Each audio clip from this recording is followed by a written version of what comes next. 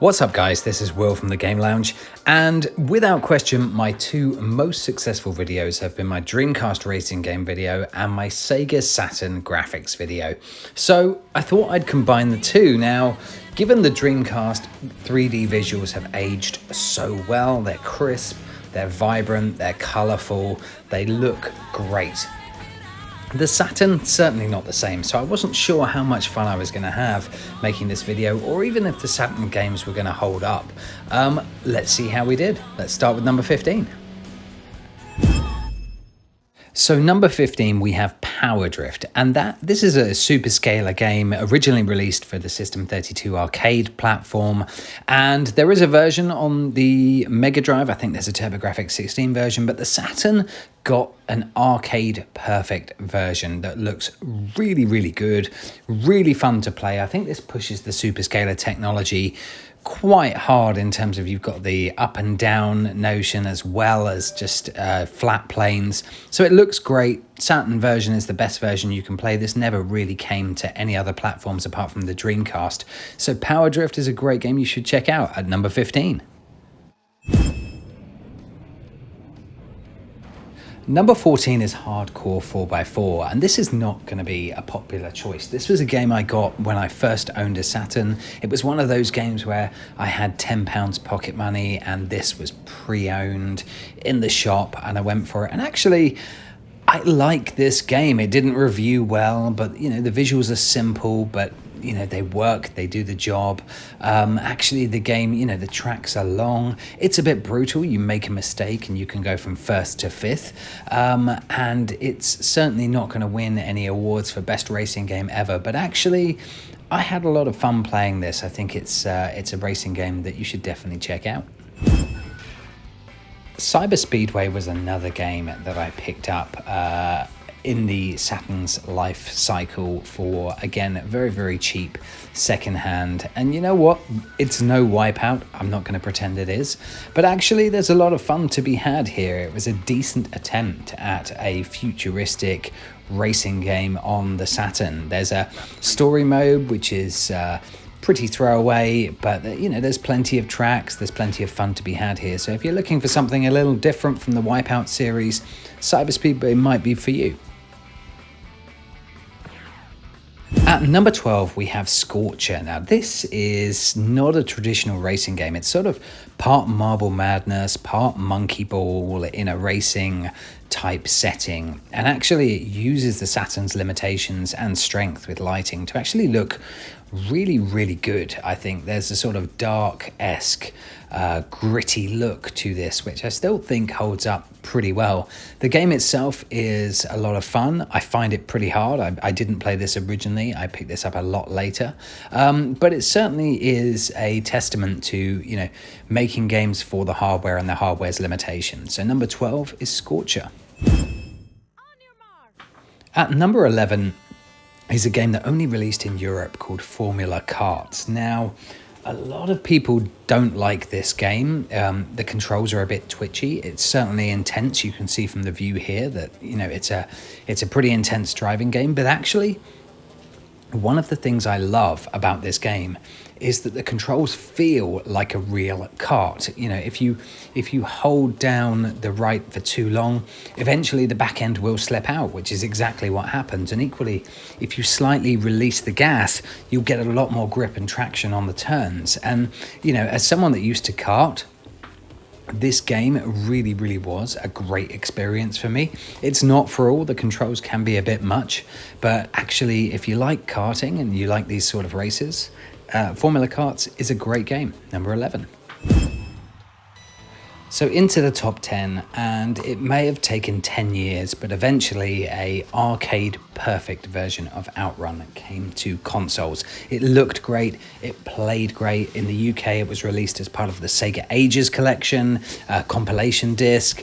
In Japan, it came out as a standalone game, but it was great. This actually ran smoother than the arcade. So before people were doing it with Soul Calibur and playing a game better than the arcades, Sega delivered with Outrun. It's still fun to this day. This is one of the best versions that you can play. So if you can get your hands on Saturn Outrun, I definitely recommend you give it a try. At number 9, we have the original Need for Speed. Now, this was a conversion of the 3DO game. I think that they did a great job here. They added more tracks, they added a much smoother frame rate and improved the visuals. Not everybody liked it, but for me, this is very, very playable. It's certainly not my favorite racing game on the system. And again, this was one that I picked up much, much later. So maybe that's why I don't have the appreciation for it that many do. But it's a solid game. It's a lot of fun to play and it runs great. So Need for Speed is at number 9. At number 8 is the Model 2 conversion of Manx TT. Now, this really does do an incredible job, I think, of recreating with the controller the weight of the bike. Of course, there wasn't the bike accessory for home purchase, sadly, but you still had this really weighty, excellent control system. They did a great job in terms of making sure that the game held up visually. It runs really, really smoothly and looks good. Obviously, the elephant in the room with this one is the fact that there are only 2 tracks, which doesn't give it a huge amount of longevity. But if you can pick this up cheaply, I think this is definitely worth a look. It certainly holds up next to the Model 2 original. It's Manx TT Superbike. So at number 7, and this is a rare game, karting games weren't really a thing until Mario Kart 64, and then you started to get the clones like Toy Story Racer, Diddy Kong Racing, Crash, of course, Crash Team Racing.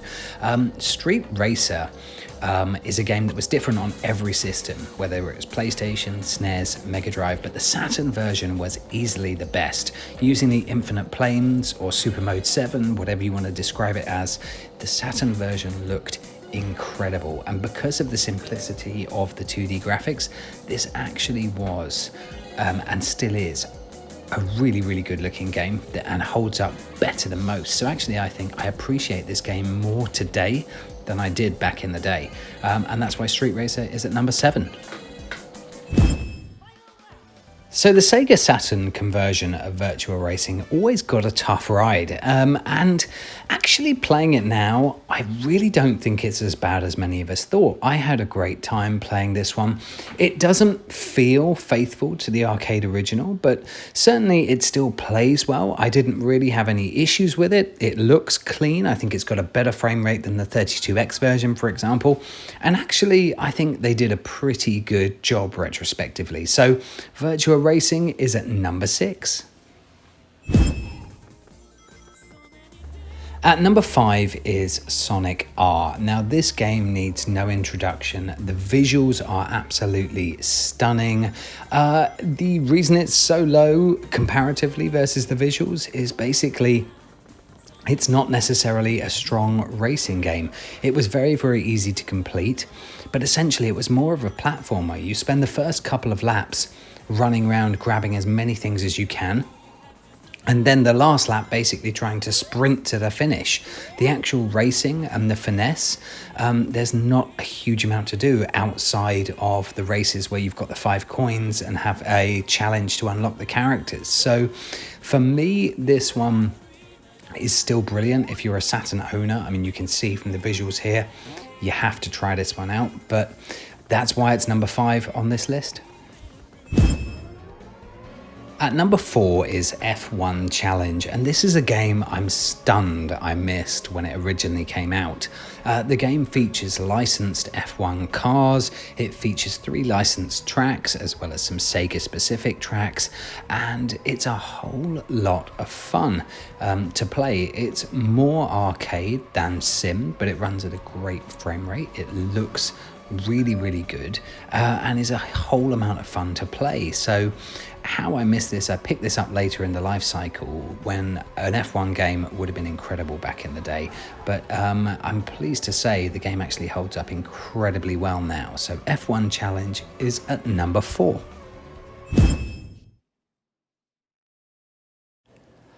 A game that I think got way too much stick back in the day was Daytona USA. Now, the original version, yes, the frame rate was horrible. Yes, the visuals were scaled down. Yes, the draw distance was not great.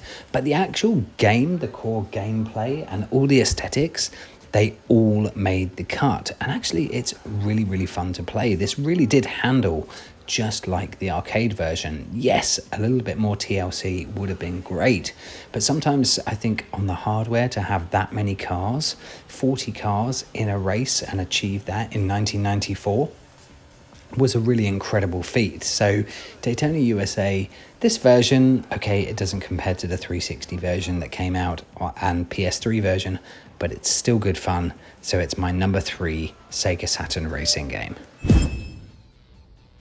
So number 2 is the excellent conversion of Wipeout 2097 or Wipeout XL if you're in the States.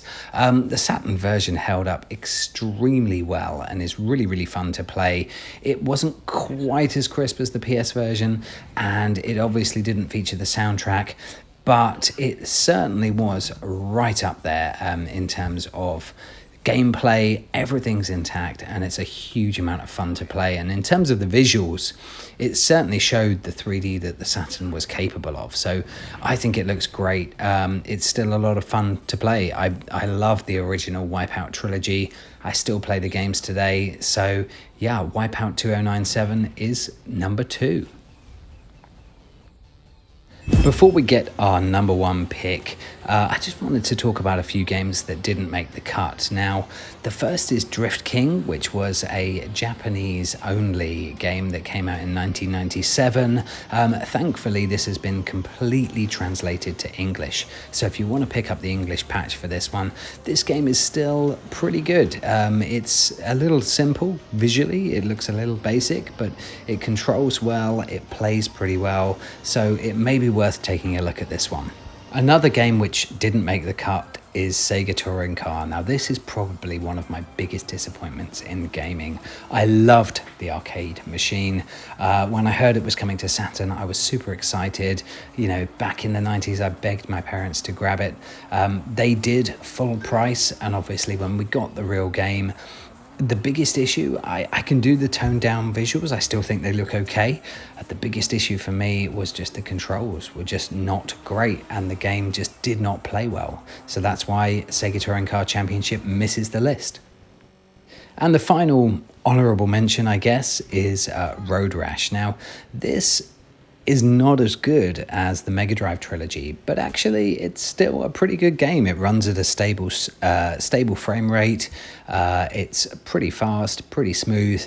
It just lacks, I think, the polish of the Mega Drive trilogy, particularly Road Rash 2. But if you're looking for a motorcycle game outside of Manx TT, maybe worth giving this a look. Which brings me to my number 1 pick, and I think everybody knew this was coming. Sega Rally is a masterpiece. Yes, it's only 4 tracks. Yes, it's only 3 cars, but the control is perfect. The diligence and the care that they took in bringing this and converting the engine perfectly from the Model 2 original was really impressive and looks great. And the game still holds up today. I can still play this with a smile on my face. So this is why I think it's the number 1 Sega Saturn racing game. Now, did I have fun making this list? I was apprehensive about it. I actually really, really enjoyed it and still think there's a lot to be taken from these classic racing games. I hope you enjoyed it. As always, like, subscribe. If there's any more content you want from me, let me know in the comments section, and have a great day.